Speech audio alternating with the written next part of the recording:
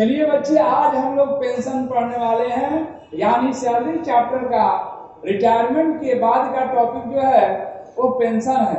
यानी हम लोग लाइफ टाइम जॉब करते हैं, जब 60 ईयर 62 ईयर जॉब कर चुके होते हैं। 62 ईयर का मतलब है एज 62 ईयर हो जाता है। जॉब 40 ईयर किए, 30 ईयर किए, जो भी किए, तो जॉब पूरे करने के बाद जब रिटायरमेंट लेते हैं तो आपको आशा होती है पेंशन के लिए, यानी आपको अब पेंशन मिलेगा। यानी सैलरी जितना मिलता था उसका हाफ हो जाएगा पेंशन। तो थोड़ा सा तो टेंशन होगा ही। तो आइए हम लोग टेंशन को खत्म करने के लिए उसमें से कोशिश करते हैं टैक्स बचाने का, कि टैक्स हम लोग कैसे बचाएं, टैक्स कम से कम कैसे लगे। चोरी वाला टैक्स नहीं, ईमानदारी से टैक्स बचाना। पेंशन सेक्शन 1010A, इसका सेक्शन ध्यान रखिएगा। पेंशन दो प्रकार के होते हैं, एक पेंशन होते हैं कम्यूटेड और दूसरा पेंशन अनकम्यूटेड। ये कम्यूटेड पेंशन क्या होता है, ध्यान समझिएगा। कम्यूट पेंशन का मतलब होता है जब एक बार अपने पेंशन को सेल करते हैं, उस पार्ट को कम्यूट पेंशन कहते हैं। यानी कोई व्यक्ति रिटायर किया, मिस्टर एक्स रिटायर किया, उसका 20,000 सैलरी था, तो उसका हाफ अगर 50% बेच दिया तो वो पेंशन उसको, सैलरी जैसे 20,000 था, रिटायरमेंट के साथ उसको 10,000 मिलेगा पेंशन। लेकिन वो 70% पेंशन बेच दिया तो उसको कितना मिलेगा, 7,000 महीना मिलेगा। तो ध्यान रखिएगा यहाँ पर commute pension, uncommute. Commute pension means होता है कि पेंशन को बेच देना है, 20%, 30%, 50%, 70%। तो ये एम्प्लॉई दो प्रकार के हम लोग बांटे हैं कम्यूट पेंशन में, एक गवर्नमेंट एम्प्लॉय, एक अदर एम्प्लॉय। गवर्नमेंट के केस में जो भी मिलेगा पेंशन वो टैक्स फ्री रहेगा। अब बोलिएगा कि प्राइवेट वाला को, तो उसके बारे में बताते हैं। अदर एम्प्लॉय को दो पार्ट में बांटा गया है, यानी जो गवर्नमेंट नहीं है। एक जो ग्रेच्युटी रिसीव करते हैं, तो आप बोले कि वो तो ग्रेच्युटी है, तो पेंशन में क्या मतलब है, जरूरी है, कैलकुलेशन के लिए जरूरी पड़ता है। यानी आप घर बनाते हैं, बोलते हैं घर बनाओ, तो उसमें ईंट बालू की जरूरत क्यों पड़ता है, क्योंकि उसका मटेरियल है। यहाँ भी आपका मटेरियल है। Under gratuity receive by the employ, under gratuity not receive by the employ. यानी वैसे एम्प्लॉय जो ग्रेच्युटी रिसीव नहीं करता है और वैसे एम्प्लॉय जो ग्रेच्युटी रिसीव करता है, तो फायदा है दोनों का। देखिए, जो ग्रेच्युटी रिसीव करता है उसको गवर्नमेंट इनकम टैक्स डिपार्टमेंट बोली है कि 1/3 आपको डिडक्शन मिलेगा, लेकिन जिसको ग्रेच्युटी नहीं मिलता है वो बेचारा का 50% डिडक्शन मिलेगा। तो आइए ध्यान समझते हैं कि मिस्टर एक्स जो है वो 70% ऑफ पेंशन सेल कर दिए। कितना परसेंट सेल कर दिए, 70% अपना पेंशन सेल कर दिए, जिसका अमाउंट है 2,10,000। तो ध्यान से समझते हैं, जब 2,10,000 में 70% बेचे हैं तो वो पूरा 100% अगर बेचते तो उनका पेंशन का वैल्यू कितना होता, तो 3 लाख होता।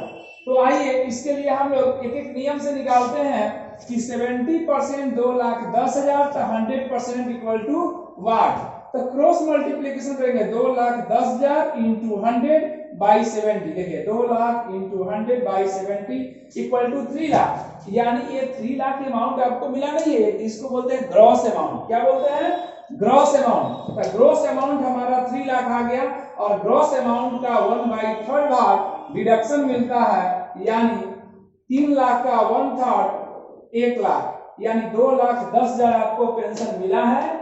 जो बेचे हैं पार्ट 70%, और बाकी 30% जो बचा होगा वो आपको मंथली आएगा, पर मंथ। उसी को बोलते हैं अनकम्यूटेड पेंशन, वहां पर आकर बताएंगे। तो कम्यूट पेंशन जो किए आप, वो किए 2,10,000 का, लेकिन उसका ग्रॉस वैल्यू कितना था, 3 लाख। 3 लाख का 1/3 1 लाख, यानी 2,10,000 मिला, और 1 लाख आपको टैक्स में छूट मिला। तो टोटल जो टैक्सेबल पेंशन होगा वो 1,10,000 होगा। कौन से एम्प्लॉय को होगा, जो प्राइवेट या अदर एम्प्लॉय है। अब गवर्नमेंट एम्प्लॉय को मिलेगा एक बार बेचा हुआ पेंशन, वो पूरा का पूरा टैक्स फ्री रहेगा, वो ध्यान में रखना है।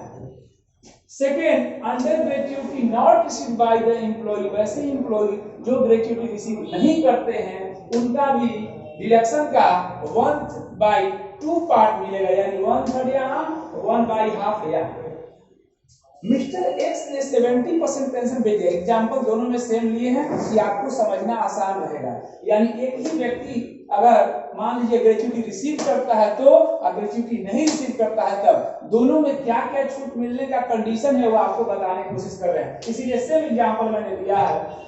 70% पेंशन सेल किया 2,10,000 में, 70% 2,10,000 तो 100% इक्वल टू व्हाट, तो आप करेंगे 2,10,000 इंटू 100/70 तो ये आ जाएगा 3 लाख के अमाउंट। तो 3 लाख ग्रॉस के अमाउंट का 1/2 डिडक्शन मिलेगा, यानी आधा मिलेगा। तो आधा कितना मिलेगा? 1.5 लाख मिलेगा। आपको पेंशन मिला बेचे 2,10,000 में और आपको डिडक्शन मिला 1,50,000, तो आपका टैक्सेबल इनकम कितना होगा? रिमेनिंग यानी 60,000 अमाउंट पर आपको टैक्स देना होगा। यहाँ पर सेम कंडीशन, सेम अमाउंट, लेकिन यहाँ पर 1,10,000 टैक्स दे रहा है, यहाँ पर 60,000 दे रहा है। ये डिफरेंस क्यों आया? क्योंकि ये व्यक्ति ग्रेच्युटी रिसीव करता था तो 1/3 डिडक्शन मिला, ग्रेच्युटी रिसीव नहीं करता था तो इसको 1/2 मिला। यही डिडक्शन के कारण ये दे रहा है 1,10,000 पर टैक्स, ये दे रहा है 60,000 का। सेम व्यक्ति, सेम क्वेश्चन, लेकिन सेम व्यक्ति नहीं हो सकता है। क्यों? क्योंकि ये व्यक्ति अलग है, ये व्यक्ति अलग है। अगर दोनों सेम है एक्स तो एक कंडीशन अलग आएगा। एक कंपनी में जिसमें जॉब करता था उसमें ग्रेच्युटी उसको मिल रहा था, दूसरे कंपनी में गया तो ग्रेच्युटी नहीं मिल रहा था। दिमाग में आ रहा होगा कि व्यक्ति जब रिटायर करता है तो ग्रेच्युटी उसको 2 बार कैसे मिलेगा? बिल्कुल मिल सकता है, क्योंकि ग्रेच्युटी मिलने के लिए, आप लेने के लिए किसी भी कंपनी में 10 साल जॉब कर लिए रिटायरमेंट ले सकते हैं। आपका उम्र 40 वर्ष हो चुका है, आप रिटायरमेंट ले सकते हैं, ग्रेच्युटी मिलेगा। फिर 40 के बाद 50, 60 या 50 से 55 या 40 से 55, 15 साल जॉब किया फिर से ग्रेच्युटी वहां मिलेगा। तो ये आपका कंडीशन ये समझ में आ गया होगा। अनकम्यूटेड पेंशन क्या होगा? अनकम्यूटेड वैसे पेंशन जो रिटायरमेंट होने के बाद कंटिन्यूअसली पर मंथ मिलता है, उसको बोलते हैं, जैसे सैलरी पर टैक्सेबल होता है 20,000 पर मंथ आपका पेंशन है, इंटू 12 2,40,000 आपको पेंशन मिलता है एक साल में। तो टैक्स जैसे आप सैलरी पर टैक्स देते थे टोटल ग्रॉस सैलरी पर, वैसे ही पेंशन पर भी टैक्स देना होगा। यानी इसके लिए कोई कैलकुलेशन करने का अलग तरीका नहीं है। बट पेंशन में थोड़ा सा आपको बताना चाहेंगे, फैमिली पेंशन। यदि हम जॉब करके रिटायर कर गए तो मुझे मिल रहा है पर मंथ, ठीक है, उसी की बात है, ये पेंशन सैलरी के हेड में टैक्सेबल होगा। लेकिन by chance employee mister x नहीं रह पाए, यानी नहीं रहे मतलब चले गए इस दुनिया से, तो उनके फैमिली के पेंशन मिलेगा। तो उनको किस हेड में टैक्स देना होगा?